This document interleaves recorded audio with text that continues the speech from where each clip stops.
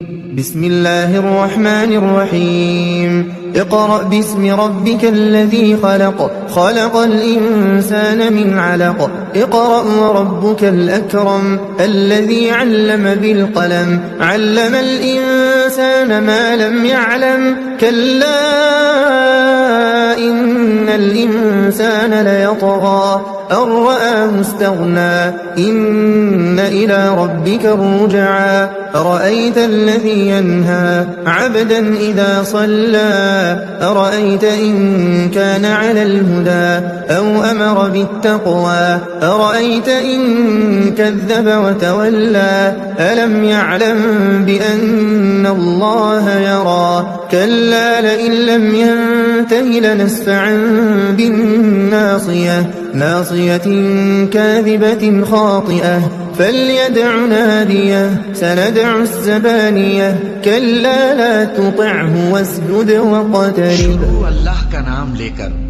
جو بڑا مہربان نہایت رحم والا ہے.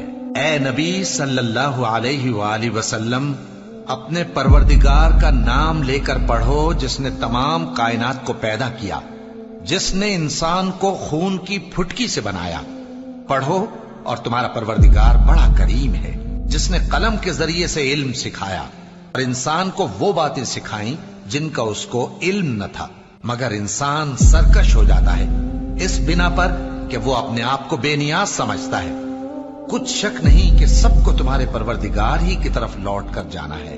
کیا تم نے اس شخص کو دیکھا جو منع کرتا ہے، یعنی ایک بندے کو جب وہ نماز پڑھنے لگتا ہے؟ بھلا دیکھو تو اگر یہ راہ راست پر ہو یا پرہیزگاری کا حکم کرے تو منع کرنا کیسا؟ تو اس کا انجام کیا ہوگا؟ ذرا دیکھو تو اگر اس نے دین حق کو جھٹلایا اور اس سے منہ موڑا، کیا اس کو معلوم نہیں کہ اللہ دیکھ رہا ہے؟